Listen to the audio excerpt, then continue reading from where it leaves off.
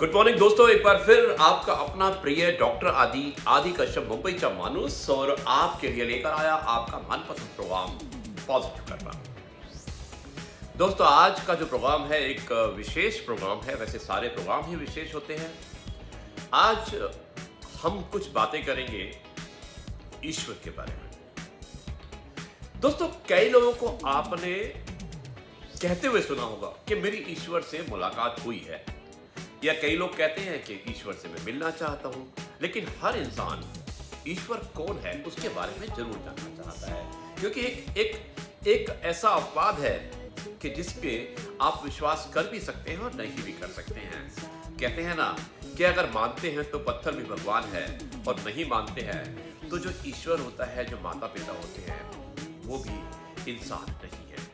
आज की कहानी प्रेरित है कुछ इसी बातों से। आज के भेजने वाले हैं इस कहानी को मेरे बहुत बढ़िया दोस्त हैं, मेरे एक्स कलीग हैं जेपी मॉर्गन के, और साथ में इस समय मेरे साथ काम भी कर रहे हैं दीपक श्रीवास्तव, इन्वेस्टमेंट बैंकर हैं।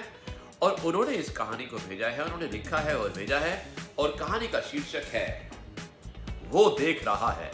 वो जो भी लगे ये कहानी आपको पसंद आएगी। एपिसोड नंबर है 1027। आज दिन है शनिवार, यानी कि वीकेंड का दिन है। परिवार के साथ होके चाय की चुस्कियां ले रहे होंगे। मैं आपको ज्यादा परेशान नहीं करूंगा। शुरुआत करता हूं इस कहानी की। वो देख रहा है। सुबह सुबह दरवाजे पर घंटी बजी। दरवाजा खोला तो देखा कि एक आकर्षक कद काठी का व्यक्ति चेहरे पर प्यारी सी मुस्कान लेके खड़ा हुआ था। मैंने कहा, जी कहिए, जैसे कि होता है। उसने कहा, अच्छा जी, तो आप रोज तो मुझे याद करते हैं, और जब सामने आया तो कहते हैं जी कहिए।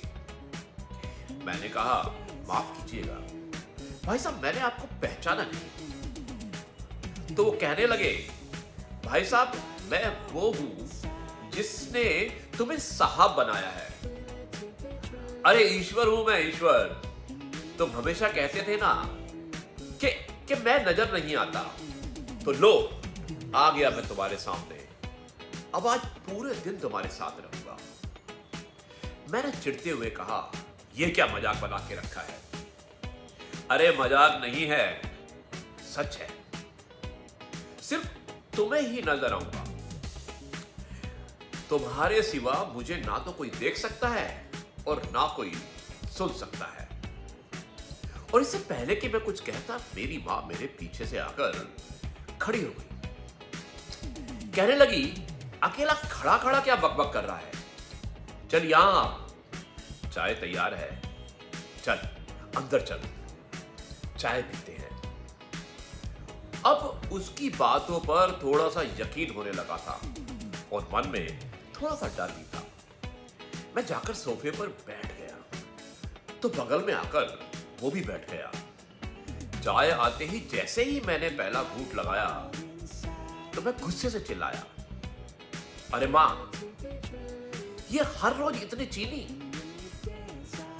इतना कहते ही ध्यान आया कि अगर ये सचमुच में ईश्वर है तो इन्हें कतई भी पसंद नहीं आएगा कि कोई अपनी मां पर गुस्सा करे। अपने मन को शांत किया और समझा दिया कि भाई, तुम किसी की नजर में हो, आज जरा ध्यान रखना। बस फिर मैं जहां मैं जा रहा था, वहीं पर वो व्यक्ति मेरे पीछे आता जा रहा था। और थोड़ी देर पहले तो मैं नहाने के लिए गया तो जनाब बाथरूम में भी आ गए। मैंने कहा, अरे भाई यहां तो माफ करो। खैर, नहाकर तैयार होकर मैं पूजा के लिए पूजा घर में गया। यकीनन पहली बार मैं तन्मयता से प्रभु का वंदन किया, क्योंकि आज अपनी ईमानदारी जो साबित करनी थी। फिर ऑफिस के लिए निकला। अपनी कार में बैठा तो देखा बगल में साहब मेरे साथ बैठे हुए थे। सफर शुरू हुआ, तभी एक फोन आया, और फोन उठाने ही वाला था कि ध्यान आया कि तुम किसी की नजर में हो। कार को साहब ने रोक दिया। फोन पर बात की, और बात करते करते कहने ही वाला था कि इस काम में इतने पैसे लगेंगे। पर ये तो गलत था ना। पाप था। प्रभु के सामने कैसे कहता कि एक मेरे मुंह से निकल गया कि आप जाइए, आपका काम हो जाएगा और आज ही हो जाएगा। फिर उस दिन ऑफिस में ना किसी स्टाफ पर मैंने गुस्सा किया और ना ही किसी कर्मचारी से बहस की, जबकि मैं 20 से 25 गालियां ऑफिस में जरूर देता था। आज सारी गाली कोई बात नहीं, इट्स ओके। मैं तब्दील हो चुकी थी, यानी कि जो गालियां थी मैं सिर्फ इट्स ओके कह के तब्दील कर चुका था। और आज दोस्तों पहला दिन था। क्रोध, घमंड, किसी की बुराई, लालच, अपशब्द, बेईमानी, झूठ में ये झूठ के सारे जो दिनचर्या में ये शब्द हुआ करते थे, जो मेरा हिस्सा बने हुए थे मेरी जिंदगी का, मैंने इस्तेमाल नहीं किए। शाम को ऑफिस से निकला और कार में बैठा तो बगल में बैठे ईश्वर को बोल ही दिया, अरे प्रभु बेल्ट लगा लो, कुछ नियम तो आपको भी निभाने पड़ेंगे। उनके चेहरे पर संतोष भरी मुस्कान थी। घर पर रात को भोजन जब परोसा गया तो शायद पहली बार मेरे मुंह से निकला कि प्रभु पहले आप लीजिए, और उन्होंने भी मुस्कुराते हुए निवाला अपने मुंह में रख लिया। भोजन के बाद मां बोली, पहली बार देखा है कि खाते हुए तूने मेरे खाने में कोई कमी नहीं निकाली। अरे आज क्या सूरज पश्चिम से निकला है? बस मैंने कहा, मां आज सूर्योदय मेरे मन से निकला है। रोज मैं महज खाना खाता था और आज मैंने प्रसाद ग्रहण किया है। मां, और प्रसाद में कोई भी कमी नहीं है। थोड़ी देर टहलने के बाद अपने कमरे में गया। शांत मन और शांत दिमाग के साथ तकिए पर अपना सर रखकर जैसे ही रखा तो ईश्वर ने प्यार से सर पर हाथ फिराया और कहा, आज तुम्हें नींद के लिए किसी संगीत, किसी दवा और किसी किताब के सहारे की जरूरत नहीं होगी। गालों की धमकी ने गहरी नींद में सुला दिया था मुझे। ईश्वर मेरे गालों को थपक रहे थे और मुझे नींद आ गई। कब तक सोएगा? जागम, मां की आवाज थी। सपना था शायद। हाँ, सपना ही तो था, पर आज का ये सपना मुझे जीवन की गहरी नींद से जगा चुका था। अब मैं समझ गया था उसका इशारा क्या है। मैं समझ चुका था, तुम मेरी नजर में हो।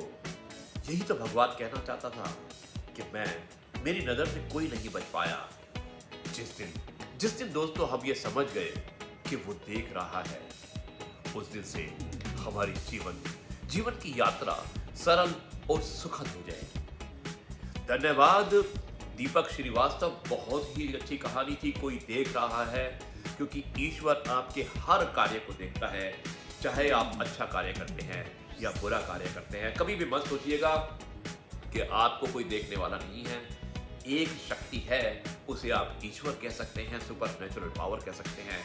अगर आप महसूस करते हैं तो वो आपके साथ है, और अगर आप महसूस नहीं करते हैं तो आपको कितना भी कहा जाए, आपको ये बात समझ में नहीं आएगी। दोस्तों, stay positive, think positive and be positive, यही मैसेज है पॉजिटिव कर्मा के डॉक्टर आदि कश्यप, मुंबई चा मानुस का। अब मैं इस कार्यक्रम को यहीं पर समाप्त करता हूँ और कल आपसे एक बार फिर मुलाकात होगी, कुछ नई बातों के साथ, कुछ नए किस्सों के साथ और कुछ नई कहानियों के साथ। तब तक के लिए कहता हूँ नमस्कार, जय हिंद, वंदे मातरम, भारत माता की जय, जय जवान, जय किसान, जय गुरु जी, शुक्राना गुरु जी।